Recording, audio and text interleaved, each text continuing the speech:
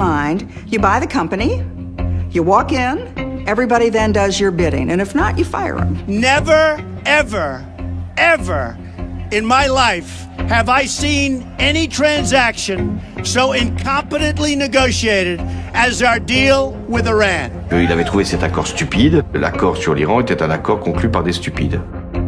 Des stupides dont la France était.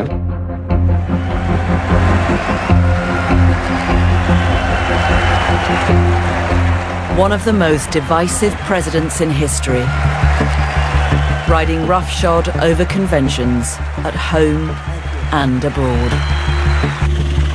In this episode, Donald Trump tackles the Middle East, from the nuclear deal with Iran to bringing US troops home. Hillary and our failed establishment have spent $6 trillion on wars in the Middle East that we never win. Well, I didn't throw my hands up in the air because that would have lost the phone, but I thought this is exactly the wrong thing to do at this time. It was shocking. President Trump thought that he could treat Iran as they would treat their clients in the region. Trump brings his own brand of diplomacy to one of the world's most volatile regions. We will move the American embassy to the eternal capital of the Jewish people, Jerusalem. I remember coming in and saying, if this happens, Jared, this will be the last meeting between us. When President Trump makes a promise, he keeps it. He takes America to the brink of war and unveils an unexpected deal. At ease, let's have a good time.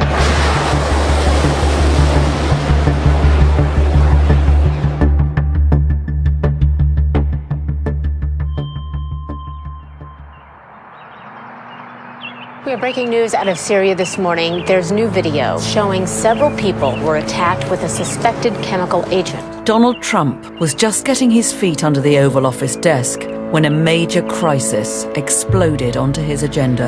And here it is. These reports, if confirmed, are horrifying and demand an immediate response by the international community. In the early hours of the morning, the Syrian government launched an airstrike on a rebel stronghold near Idlib in northwest Syria. Last night, a helicopter from the Syrian government apparently dropped some sort of improvised explosive device called a barrel bomb. Dozens of civilians were killed. Early reports suggested chemical weapons had been used. We assembled in the president's office for his first item of business, which was the president's intelligence briefing. And the way the White House is set up between the residence and the Oval Office, there are these floor-to-ceiling windows right outside the Oval Office, and I and several others, the vice president, his national security advisor, a few other senior officials, were standing right at the windows. And we could see President Trump walk from the residence across the colonnade, and steam was coming out of his ears. He was angry, he was upset. He sat down at his desk, pulls out the newspapers and says, "Did you see this?" And he's showing the pictures of the women and children who had been gassed. And he said, "I want to take him out." In other words, he wanted to assassinate the Syrian president, Assad. I'm looking around at all my colleagues, all the men in the room, thinking, come on, guys, back me up here. They were all looking at their shoes, and I said, "Well, Mr. President, you can't do that." He said, "Why?" And I said, "Well, that's an act of war." He said, "Well, we already are at war. They're already at war with us. This is war." I said, "Well, but it's not an official declaration of war." Trump glares at me, folding his hands in the serious Donald Trump way. I knew that what he wanted to do was somehow punish Assad and not let him get away with this. The risk of inaction had become apparent, and the president felt very strongly that it was time really to try to reimpose some form of deterrence against Assad. 24 hours later, McMaster was back with plans for a missile strike against Syrian government targets. Trump had campaigned on getting out of wars in the Middle East. Now, he was poised to launch a major military operation. The president said, "Okay, well, do I need to make a decision right now?" I made the recommendation that he should try to make it as soon as possible, really for the principal reason that the more gap there was in time, the more that what the United States did in response could be disassociated from this egregious attack. Trump broke off the meeting. He had to get to Florida, where he was due to host Chinese President Xi Jinping for their first summit. Just a comment, though. Do you think that Assad should leave power in Syria? I think what happened in Syria is a disgrace to humanity. And he's there, and I guess he's running things. So something should happen. Thanks, folks. I'll see you in a little while. Mar-a-Lago is spectacular. The most glamorous Gilded Age private home in America. Every surface of it is covered with frescoes, gilt, sparkling lights. It was just glitz and glamour, over-the-top Trump style. You can imagine it was a high degree of concurrent activity there. As we were walking into Mar-a-Lago, the president was picking out the candelabras that he wanted at the dinner table with Xi Jinping. The first thing we did is we went into the secure facility where the president had all the advisors to make a decision about whether or not we were going to bomb Syria in retaliation for some of the chemical weapon attacks. We were in the White House Situation Room while President Trump and Secretary of State and others were in Mar-a-Lago. The idea was to use about 60 Tomahawk missiles that were very precise and could hit targets exactly. One of my colleagues suddenly realized one of the sites that was being targeted was where there was actually a contingent of Russian military officials, advisors to the Syrian government. We would have to take very special care to make sure that there was no inadvertent Russian casualties, because of course that could then set in motion a whole different chain of events. This had blown up in his face. If the Tomahawk missiles had gone off the target and landed in the population center. He was with the first important summit meeting with President Xi Jinping of China. A mistake at this particular moment would have colored the rest of his presidency. The whole world was watching.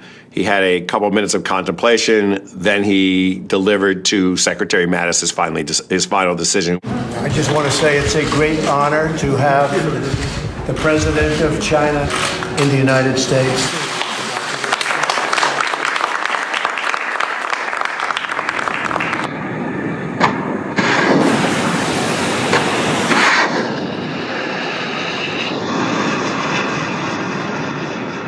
President Trump and President Xi were sitting on one side of the table, sitting side by side with their interpreters, with staff around the room. We did see at that moment, the military aide leaned over to the president and whispered in his ear something. We all on the American side knew exactly what he was telling him. President Trump said to President Xi, I just want you to know before dinner's over that we launched a very pinpointed missile attack on Syria tonight. Trump, for weeks afterwards, just loved telling this story. He said, the Chinese president, through an interpreter, just looked at me, and then he said, repeat. So the interpreter repeated, and then the Chinese president looked at President Trump and said to the interpreter, repeat again. And then Donald Trump said, and I sat there with the biggest, most beautiful piece of chocolate cake, and I just smiled. At the U.S. president's orders, 59 Tomahawk cruise missiles have hit a Syrian airbase. This strike is one of the most significant U.S. military responses to Bashar al-Assad's regime. What I did should have been done by the Obama administration a long time before I did it. They had a big attack right after he drew the red line in the sand. They had a very big attack, and everybody waited, what's going on, and nothing happened. 5 years earlier, Barack Obama had said that the use of chemical weapons in Syria was a red line. But when Assad used sarin gas, killing hundreds, Obama and his European allies failed to act. Trump didn't consult Congress or even inform his European allies. Nous n'avons connu le jour que lorsque la frappe a eu lieu. Et nous n'avons eu les résultats qu'ensuite. Donc c'était vraiment la preuve que Donald Trump ne voulait pas être avec les Européens. Alors pourquoi Donald Trump a-t-il procédé ainsi? Pour une seule raison, montrer qu'il était différent de Barack Obama. Finalement, cette opération n'était qu'une opération de communication. Trump's foreign policy included some eye-catching ambitions. One of the boldest was to forge peace in the Middle East, something which had eluded his predecessors. We have in the audience a special person who's worked very hard, who married very well. Improbably, he gave the task to a 36-year-old businessman, his son-in-law. If you can't produce peace in the Middle East, nobody can. Okay? All my life, I've been hearing that's the toughest deal in the world to make. And I've seen it. But I have a feeling that Jared is going to do a great job. I have a feeling he's going to do a great job. Jared Kushner had no experience in diplomacy, but in Trump's eyes, he had a useful qualification: a family friendship with the Prime Minister of Israel. I've known President Trump and his team for many years. Can I reveal, Jared, how long we've known you? Well, he was never small. He was always big. He was always tall. Bibi and I have known each other a long time. A smart man, great negotiator. And I think we're going to make a deal. It might be a bigger and better deal than people in this room even understand. That's a possibility.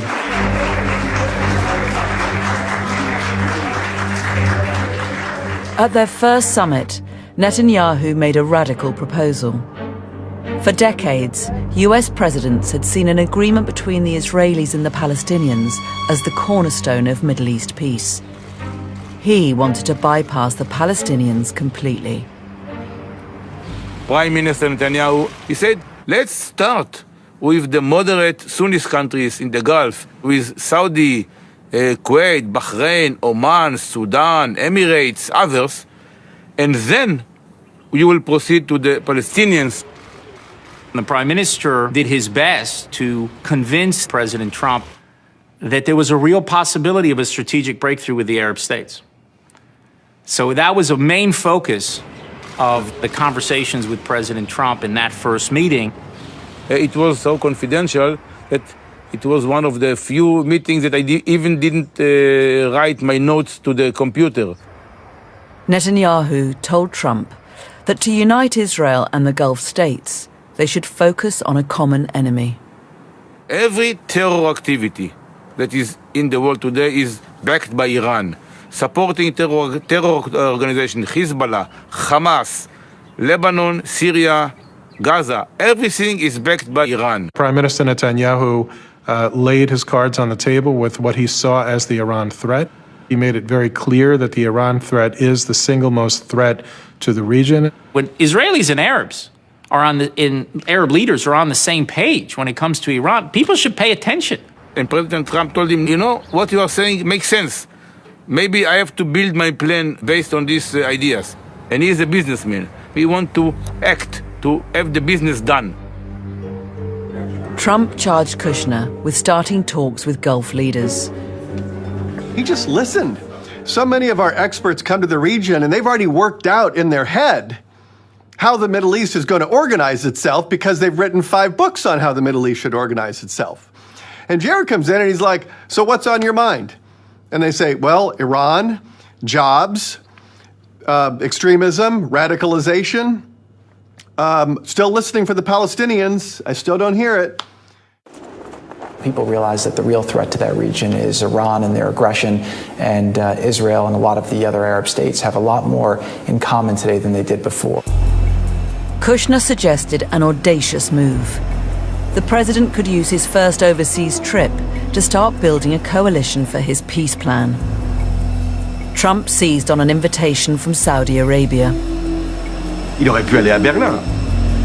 Il aurait pu aller à Londres pour montrer combien il était convaincu de l'utilité du Brexit. Mais en fait, pour lui, l'Europe est un embarras.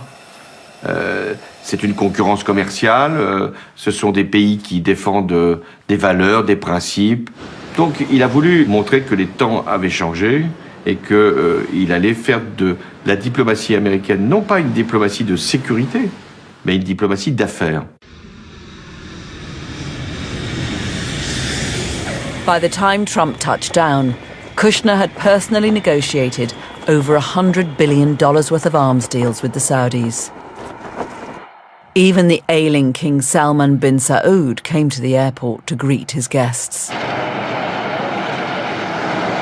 The Saudis pulled out all the stops for President Trump. And what the Saudis wanted to do was convince the United States, convince Donald Trump, you're welcome, right? And we want you in the region. We want to work with you in the region. We understood that the president comes from a show business background. So, a show was put in place. It was a bit of glitz, but he likes glitz. When we came up and coming up we were in the car following the president, you could hear it from almost a half a mile away. And when you came up, they were all there with the swords. It was kind of a war chant. You really thought you were something on the set of Lawrence of Arabia.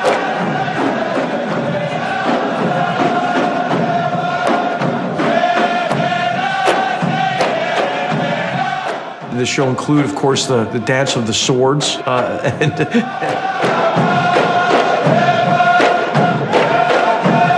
Saudi Arabia came up with the idea of bringing the heads of state of the Muslim world. That was a very important symbolic opportunity for him to come and address 50 Muslim leaders. And I think Saudi Arabia did a very good job in bringing them all together. The magnitude and the breadth and depth of what was going on was nothing short of extraordinary. There's this very large room that tears up with many big, huge desks, and the president gets up in front of the room and starts delivering a speech with all of these Middle Eastern heads of state sitting, taking notes and listening to what the president is talking about.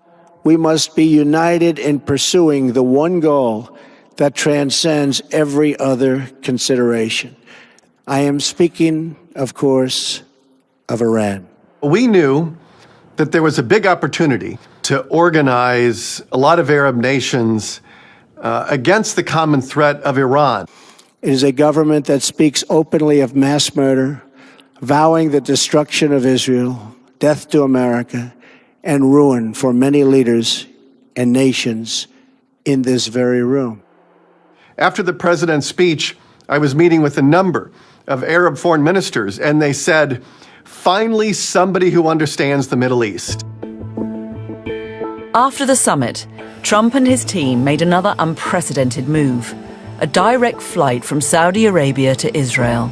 I remember taking screenshots of the video on Air Force One showing us where it says Riyadh to Tel Aviv. Getting from certain Arab-speaking nations to Israel is not easy because they diplomatically have never recognized each other. They don't allow each other to use airspace. It was a really seismic, interesting moment where we say, is this potentially a break of something that we could look forward to in the future?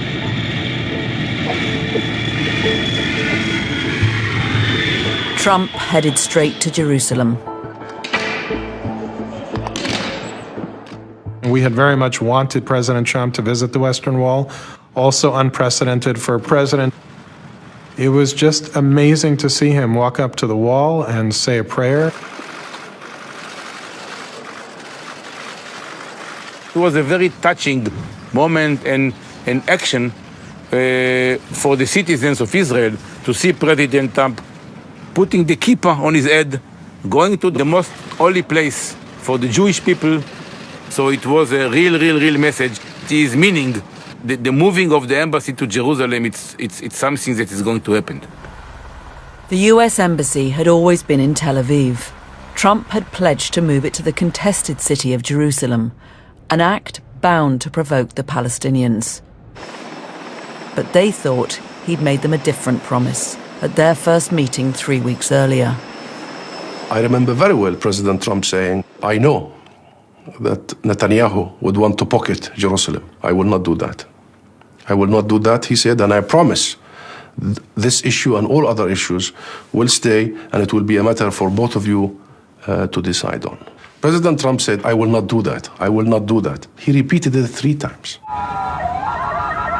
The day after his visit to the Western Wall, Trump went to see the president of the Palestinian Authority.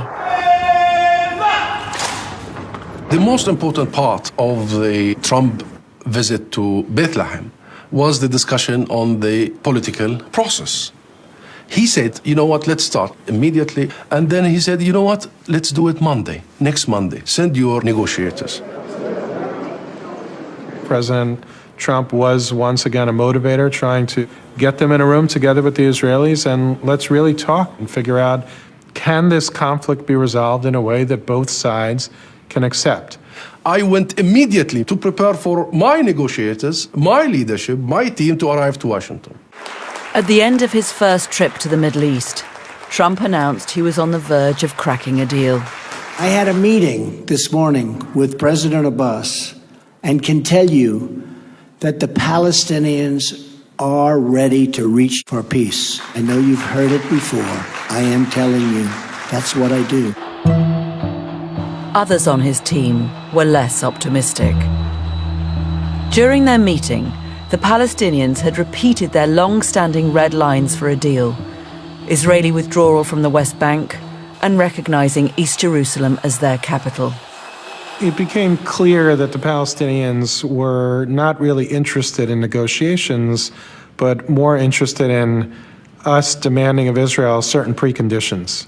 And we saw no purpose in trying to get the two sides into a room at that time to negotiate.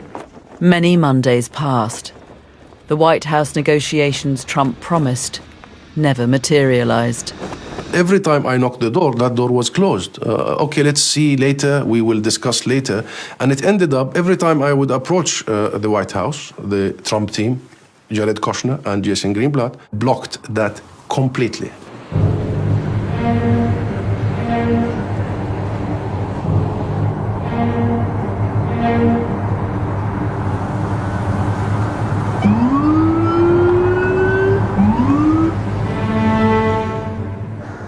Four months later, Trump was preparing to make his debut at the United Nations General Assembly. On behalf of the General Assembly, I have the honor to welcome to the United Nations His Excellency Donald Trump, President of the United States of America. It was the ideal platform to enlist the world in his crusade against Iran.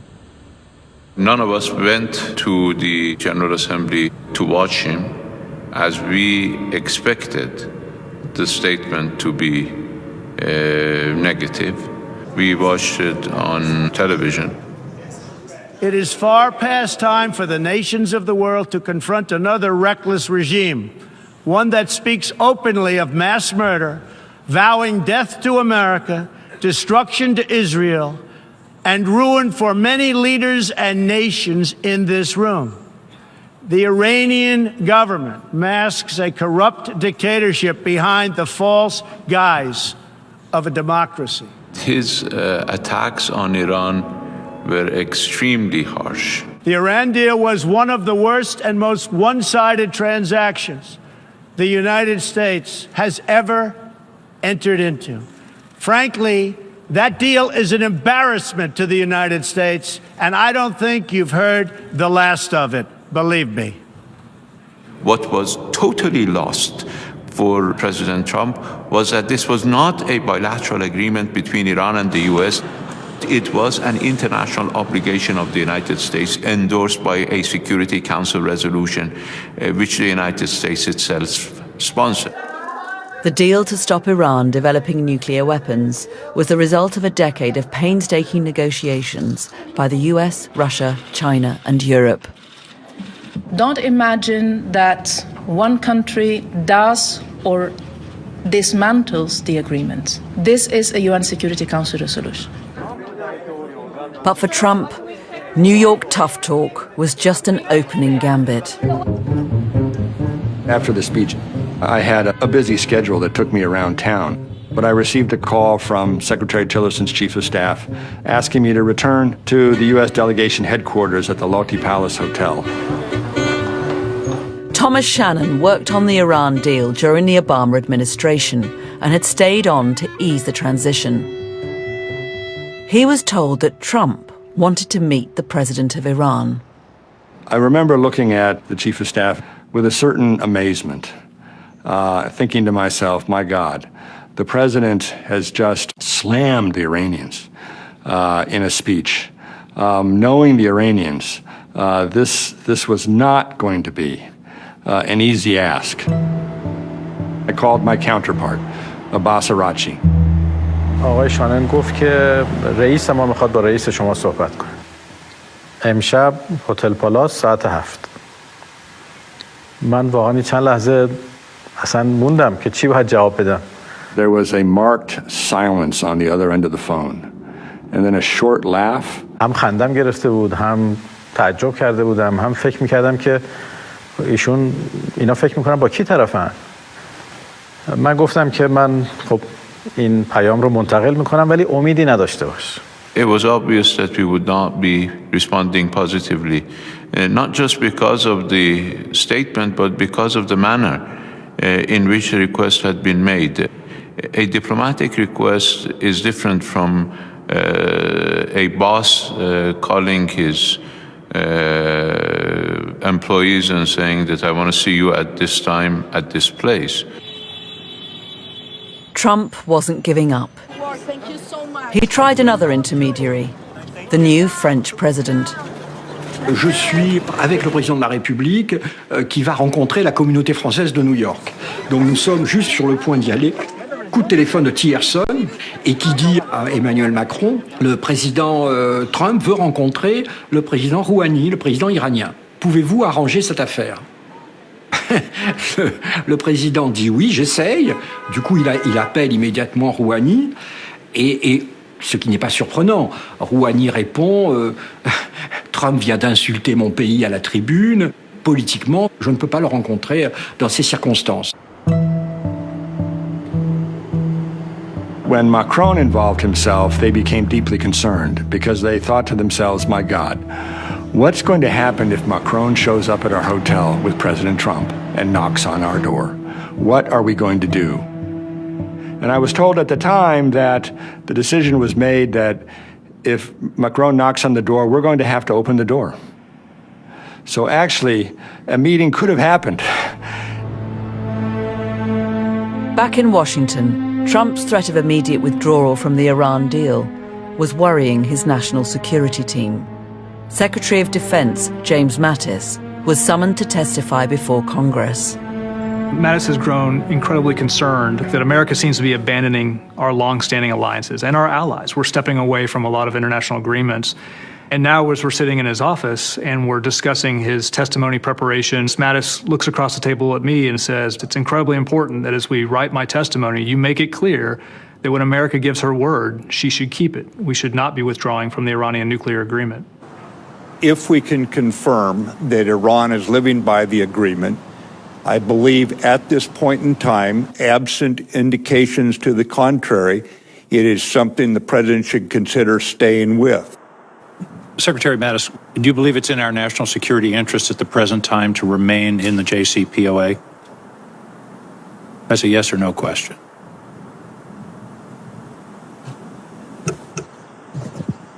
Yes, Senator, I do. The point he made to Senator King was not part of his prepared remarks. He knew that it would put him in a bad spot with the president, but he felt compelled to say that leaving the JCPOA was the wrong course. There was no reaction from the White House, not even the customary presidential tweet. 6 months after the visit to the Middle East, Jared Kushner was pushing on with his peace plan. Now, the US Embassy issue was coming to a head. For decades, presidents had signed a waiver which stopped the embassy in Israel moving to the disputed city of Jerusalem. Trump had to decide whether he would do the same. Mr. Kushner had asked for a meeting. Saab Erekat, he said, tomorrow President Trump must sign this waiver for moving the embassy from Tel Aviv to Jerusalem. To which Jared Kushner said they are not sure if they will sign the waiver. We said, look, we're a much different administration than perhaps you're accustomed to. We think that this is the historic, correct, and just decision for Israel, and we're going to follow through on it. I remember coming in and saying to Jared that if this happens, Jared, this will be the last meeting between us.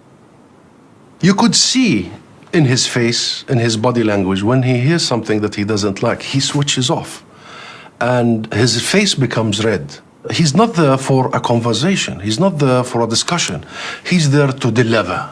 I just wanted to make sure at the end that Jared knows if he does that, he will never see us again. And that's exactly the last sentence I said. This will be the last meeting between us. And it was indeed the last meeting between us.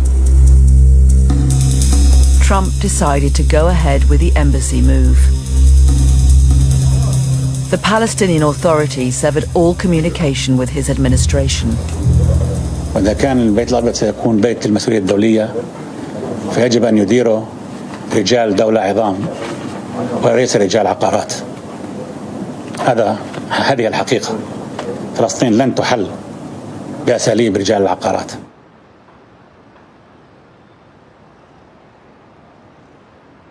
While previous presidents have made this a major campaign promise, they failed to deliver.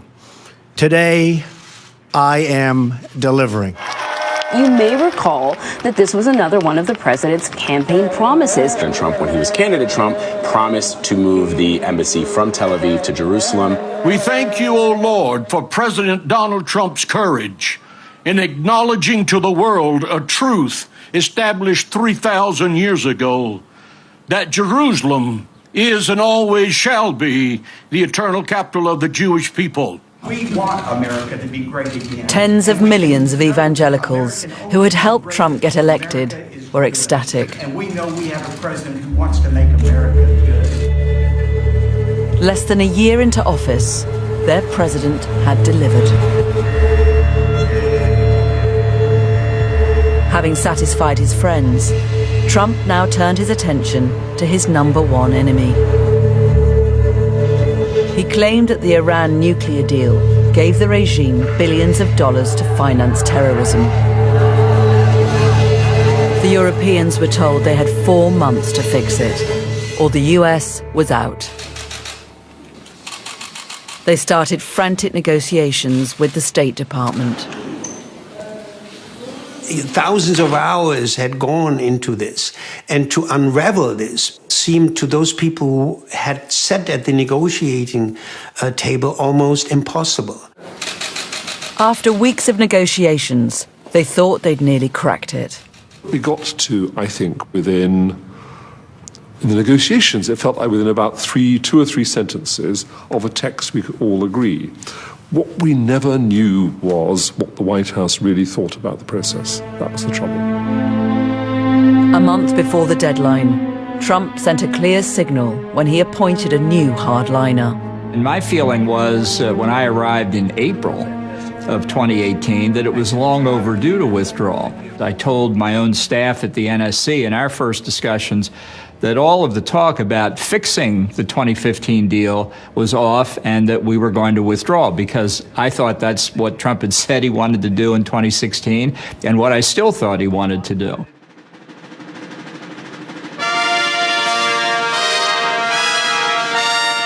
Desperate to avoid the deal collapsing, the French president embarked on a charm offensive. You have not been in the Oval Office? I can't believe it. This is the Oval Office. This is where I speak to your husband. Macron proposed that he and Trump go off by themselves to try and close the remaining issues in disagreement that had been negotiated at a much lower level. On a d'abord découvert, excusez-moi, mais que Trump ne savait même pas qu'il y avait une négociation. Et à un moment, Macron m'a raconté qu'il a donné le nom du négociateur américain. Et Trump a répondu, mais qui c'est? Il ne savait même pas qu'il y avait une négociation. Et là, Trump dit à Macron en tête-à-tête, je vais sortir de l'accord. Et il dit même, je ne le dis qu'à toi, je ne l'ai pas dit à Mélania. Comme s'il parlait politique avec Mélania. Mais bon. Macron, in effect, was rebuffed by Trump withdrawing from the deal. So he was looking for some way to try and save face. Lorsqu'ils sortent, ensuite, il y a une réunion élargie avec les délégations. We're going to have a short little meeting, and it turned out to be a long meeting. Macron essaye de dire à Trump, ou d'accord, mais essayons de lancer une négociation globale. Well, Macron thought that one way to save the deal was to try to address the inadequacies of the nuclear deal itself by talking about a much bigger negotiation. We know everything about the treaties and the international agreements, but I think beyond that we have a lot in common to work on, and we will follow up this discussion. Macron pitched a broader deal, which would address Trump's concerns about Iran sponsoring terror in the region. On voyait bien que Trump était, je dirais, ennuyé par la conversation, parce que Trump n'entre jamais dans le détail, ne connaît pas les détails, et il dit oui, je suis d'accord. Donc, comme vous pouvez l'imaginer, pour Emmanuel Macron pensait avoir le succès diplomatique de sa vie. The French president left Washington with what he took as a promise to stay in the deal.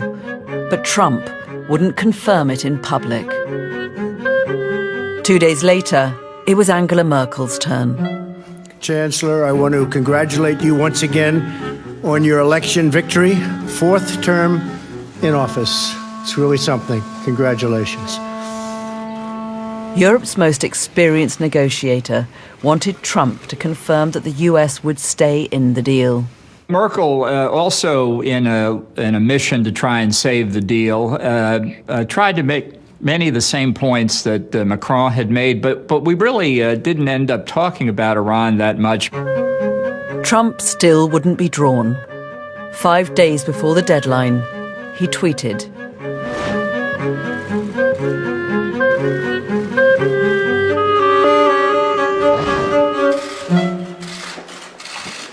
the British Foreign Secretary had just landed in Washington.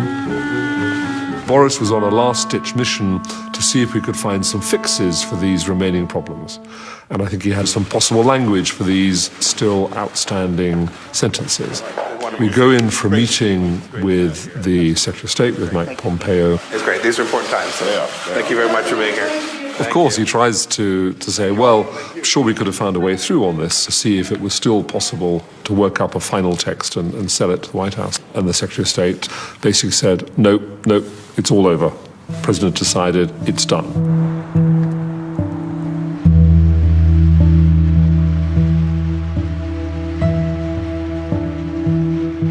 I am announcing today that the United States will withdraw from the Iran nuclear deal. Today's action sends a critical message. When I make promises, I keep them. Mr. President, how does this make America safer? Thank you very much. This will make America much safer. Thank you very much. Trump had campaigned on a promise to put America first, including the pledge to bring troops home from costly foreign wars. After 15 years of wars in the Middle East, after trillions of dollars spent and thousands of lives lost, the situation is worse than it has ever been before. About 2,000 American soldiers were stationed in Syria, part of a coalition fighting ISIS. While Trump wanted them back, most of his national security team disagreed. Well, the fact was, in Syria, the U.S. presence was providing security in an area in northeast Syria that kept out the Iranians and kept the Russians and Assad's forces out of that territory as well. But Trump had support from another interested party, President Erdogan of Turkey. Suriye toprakları tüm teröristlerden arındırılana kadar bu ülkedeki faaliyetlerimizi artırarak devam ettireceğiz. The Kurds had been America's key allies in the battle against ISIS in Syria. But the Turkish president saw them as terrorists. If Trump withdrew troops, he'd be free to attack. Erdogan was pushing him hard. President Trump essentially said to President Erdogan, call me anytime. We'll make sure you have my personal number. Well, of course, there is no such thing as a personal number. It's the White House switchboard. That personal invitation to call the personal number, President Erdogan took as an invitation to call whenever anything was on his mind. Pretty much every phone call, Erdogan would try to get the president on his own. Everybody would be scrambling around to get an interpreter to be next to the president on the golf course, who would have to be patched in on the phone, and there would be no time for a briefing. Erdogan would try to get that commitment to withdraw from Syria. President Trump was not clear on why we had troops. The way we papered that over was basically to tell him, hey, boss, this is no problem. You got troops there, but they're not costing you very much. There are no casualties and such. And when he has to deal with Erdogan screaming and yelling, he's suddenly wondering, wait, what's going on? They said that this was no problem, that I could just leave the troops there, nobody would bother, I could just sleep soundly. And now I have Erdogan for the X time in 6 months screaming at me about this.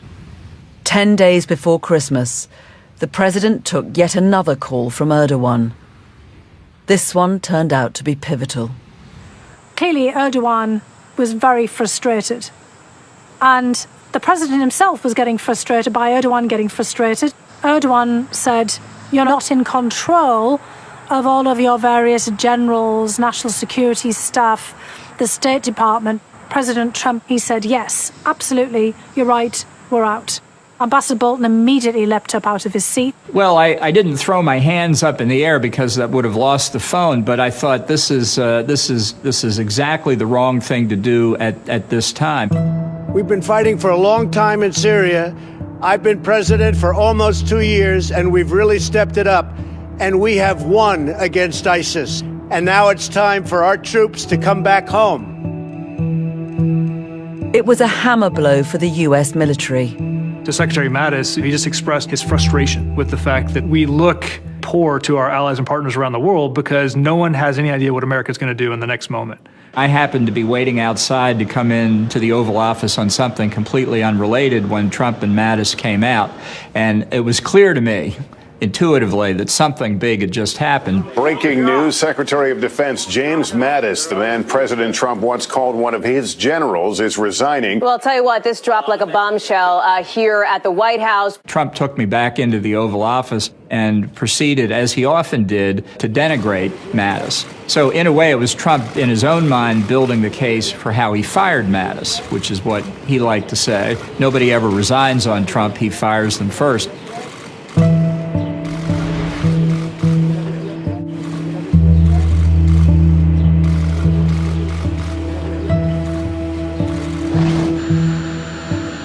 Christmas night, we took off from Andrews Air Force Base to head to an American base in Iraq. It was the president's first trip in Iraq, and we met there with some of the commanding officers for them to brief him on the situation. At that point, I thought we were going to withdraw from Syria. I thought the decision had been made. I didn't see how to turn it around. The military commanders sat Trump down and presented the case for keeping troops in the region. That to me was a turning point. The briefing that Trump got in the desert there, I think convinced him that, number one, we could still do enormous damage to ISIS, and that the American presence in northeast Syria also helped keep Iran from achieving its objectives. And I don't think without that briefing it would have been possible to maintain U.S. forces in Syria.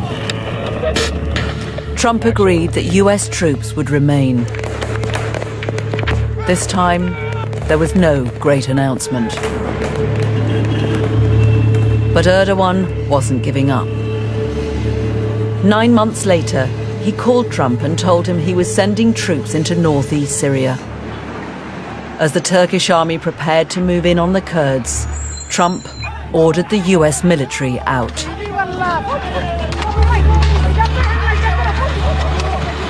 Turkish jets began striking America's allies, the Kurds of Syria, after President Trump ordered U.S. troops to step aside. The world watched in horror. Turkey isn't holding back. attacking U.S. allies, the Kurds in Syria, with artillery and airstrikes. The Kurds then turned to Russia for protection. So we faced suddenly the Russians coming in, the Turks coming in. So we decided, why don't we stay on? The president was asking for arguments to do so. Somebody came up with protecting the oil fields. The president was very, very clear that he loved the idea. It seemed to be creative. He thought he could sell it to his base. We don't want to keep soldiers between Syria and Turkey for the next 200 years. They've been fighting for hundreds of years. We're out. But we are leaving soldiers to secure the oil. Now, we may have to fight for the oil. It's okay. Maybe somebody else wants the oil, in which case they have a hell of a fight.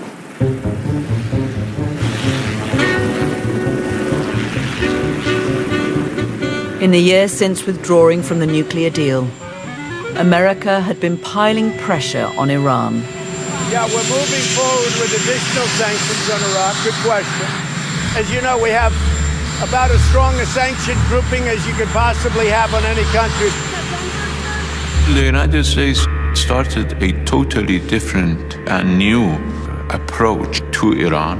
It's not just sanctions, it's economic war.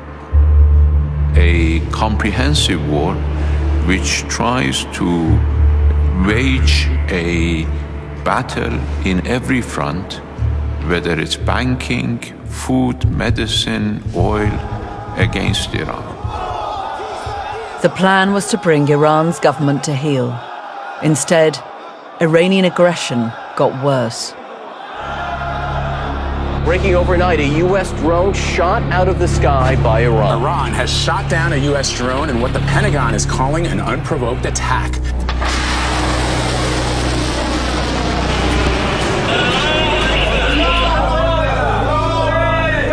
خب به ذهنم اومد که شاید یک پهپاد کوچکی بوده در خلیج فارس که به شلیک شده و ساقط شده، ولی حدود ظهر که اخبار این پهپاد بیشتر آمد و ما متوجه شدیم که این چه غولی بوده در آسمان که بهش شلیک شده و ساقط شده. خب من با آقای ظریف گفتم که ما خلاصه یک موضوع داریم. We have a situation. This drone was in international waters. Clearly, we have it all documented. It's documented scientifically, not just words. And they made a very bad mistake. The president gathered his top advisors in the Situation Room. I felt it was a very thorough NSC session. The costs and benefits were analyzed. It was kind of a textbook way of how you make an interagency decision in the national security space. I thought the president had made the right decision. At that point, there seemed nothing more to do but to implement it. Trump signed off on a strike against Iranian military targets. It was set for 9 o'clock that night. We heard from people in the Pentagon that they'd all been asked to stay on that evening. And if you put two and two together, American drone has just been shot down. There's lots of discussion about an Italian-American response. And then the Pentagon press corps had been told to hang around that evening for some unknown announcement at 9 o'clock that night. You could kind of guess what was coming. Well, at a certain point in the afternoon, everything's in the hands of the military. So I went home to change clothes, figuring I could be at the White House all night as these things go. As night drew in, ships were moved into position, while US bombers and fighter jets prepared to take off. When I was driving back in, I got to the White House after getting through a traffic jam on the bridge over the Potomac River. We got word that the president wanted to speak to all of us. I went to the Oval Office. He announced that he had decided to cancel the response literally within minutes of the last go, no-go point. And it turned out that a lawyer on the White House staff had come in with very inaccurate estimations of what the casualties of the response might be, with no coordination with anybody. And the president said, I don't want to see a lot of body bags of dead Iranians. Here we are sitting with 150 dead people that would have taken place probably within a half an hour after I said go ahead.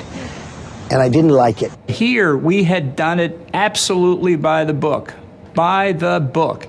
And suddenly somebody runs in out of the blue and everything is turned 180 degrees.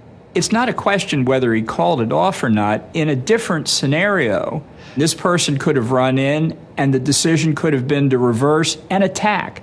It's not the outcome of the president's chaotic decision-making, it's the chaotic decision-making which inevitably leaves the United States at greater risk. John Bolton resigned 3 months later. Trump again tweeted that he fired him.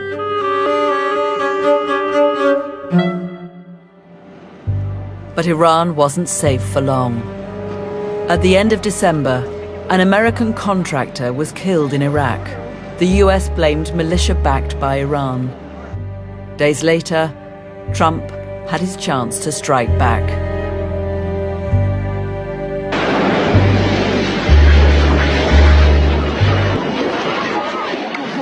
A rocket attack on the Baghdad airport kills Iran's most revered military leader. Qasem Soleimani was one of the most powerful figures in the Middle East. General Soleimani commanded Iran's operations abroad.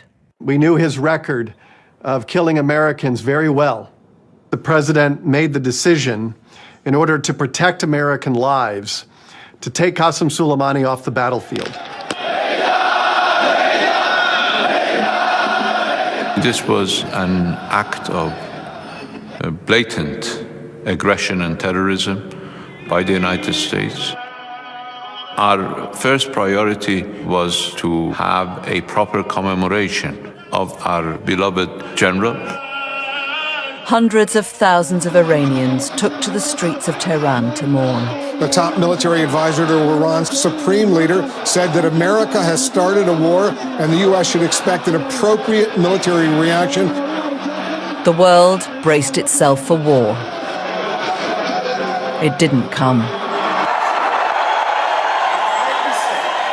And last week, the United States once again took the bold and decisive action to save American lives and deliver American justice. And you know what I'm talking about. For Trump, it was a spectacular way to launch his election campaign.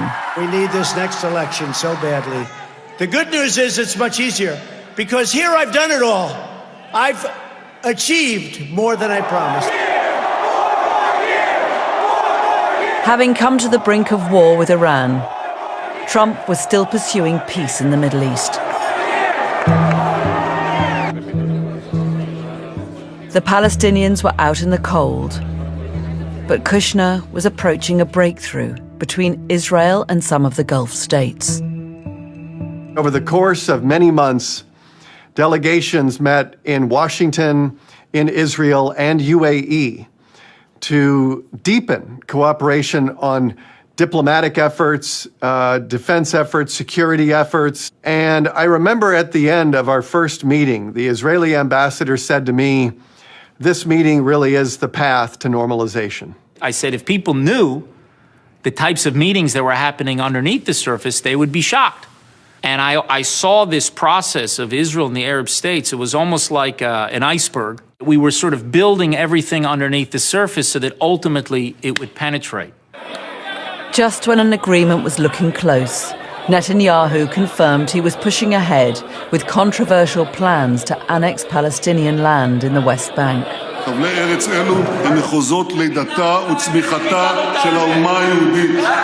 הגיע הזמן להחיל עליהם את החוק הישראלי ולכתוב פרק מפואר נוסף בתולדות הציונות. The Emirates made very clear that if the annexation continues, it's going to be very hard to continue the cooperation that was largely under the table between UAE and Israel. The Emiratis suggested a trade-off.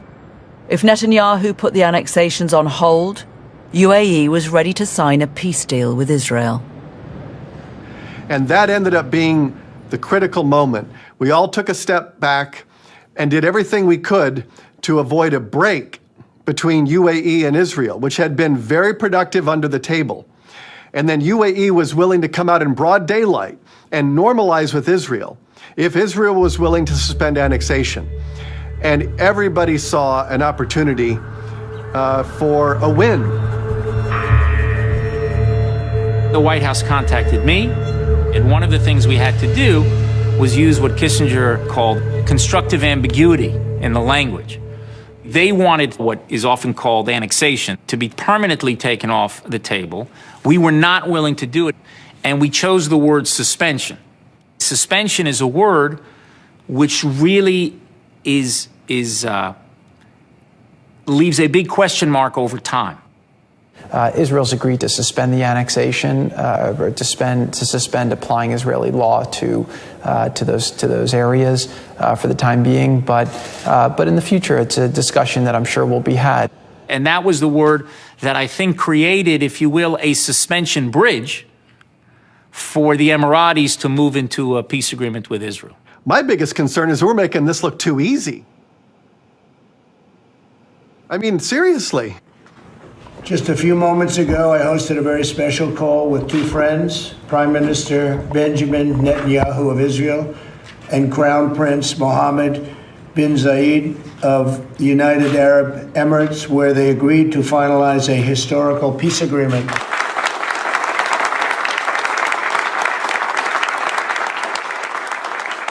I learned about it from Trump Twitter. And I remember very well saying, what? Is this real? Frankly, I must admit, with all the relations and the contacts, and it was unexpected to me. And I think it was by and large unexpected to our leadership and our people. A month later, Bahrain joined the UAE in establishing full diplomatic relations with Israel. Sudan and Morocco soon followed suit. But the Palestinians were still out in the cold. On his last day in office, the president talked about his achievements. As a result of our bold diplomacy and principled realism, we achieved a series of historic peace deals in the Middle East. Nobody believed it could happen. He highlighted even his most controversial decisions. We recognized Jerusalem as the capital of Israel. We stood up to the oppressive Iranian regime and killed the world's top terrorist, Iranian butcher Qasem Soleimani. Yet peace between Israel and the Palestinians looked as far away as ever. Iran's hardliners had been empowered, and the country's nuclear program was accelerating. President Biden has said the US may rejoin the Iran nuclear deal. In the next episode, Trump turns to Asia in a battle for global supremacy. He makes friends with a dictator and tries to strike the deal of the century. Trump said, well, you know, I hear people saying that maybe I should get a third term. This is the affinity that Trump has with authoritarian leaders. Xi Jinping doesn't have term limits, and I think Trump envied that.